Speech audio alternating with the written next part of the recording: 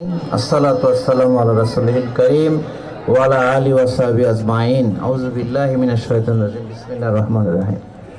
আজকের এই city club কর্তৃক আয়োজিত সুন্দর একটি অনুষ্ঠান, বাচ্চাদের সাইকেল বিতরণ।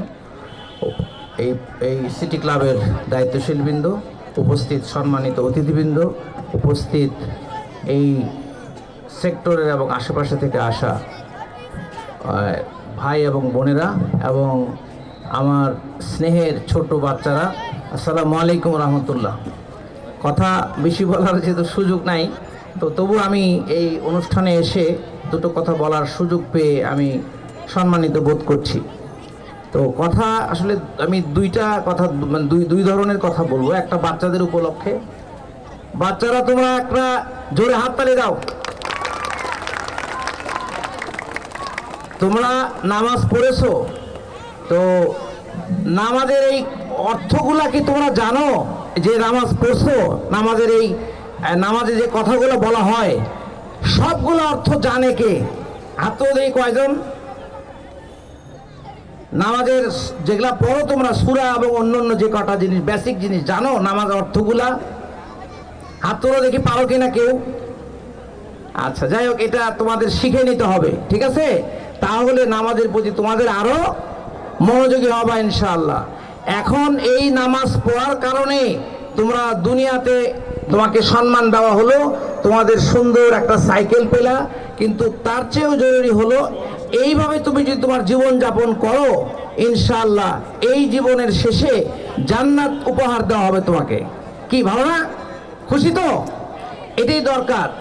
আর বাবা মা যারা আছেন তাদের প্রতি আমার অনুরোধ, এই বাচ্চারা যেন ওই নামাজের অর্থগুলো, নামাজের উদ্দেশ্যটা যেন বুঝে এটা আপনারা করবেন। আর যেটা একটু আগে এক ভাই বলে গেছেন, মসজিদ যেন আবাদ হয়, মসজিদে এই মানে বাচ্চারা যেন সবাই যায়, একা একা নামাজে যাওয়ার বদলে বাচ্চাদেরকে নিয়ে যাবেন। এটা এখন একটা জরুরি কথা। বেশ করে তুরস্কের কথা তো আমরা ভালোই জানি, ওখানে মসজিদে লেখা আছে যে এই ছোট শিশুদেরকে যদি না নিয়ে যাওয়া হয়, মসজিদে তাদেরকে হাজির না করা হয়, তাহলে ভবিষ্যৎ প্রজন্মর ব্যাপারে আপনারা ভালো অবস্থায় পাবেন না বলে এটা বলা হয়েছে। আমরাও বলছি, এই যে বাচ্চারা যেতে যেতে এই মসজিদের প্রতি অভ্যস্ত হবে, আকর্ষণ বাড়বে, এক পর্যায়ে সে সত্যিকার নামাজি হবে। অনেক দেশে এরকম আছে, অনেক জায়গায় আছে যে মসজিদের পাশে খেলার পার্ক আছে, বাচ্চারা মসজিদে যাবে, খেলতে খেলতে আবার আসবে, আবার খেলবে।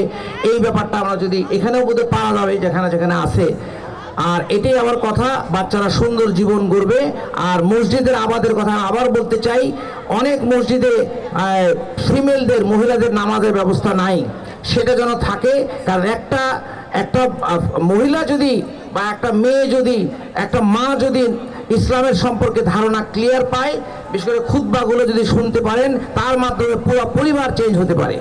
আমি আশা করি এটা করবেন আপনারা।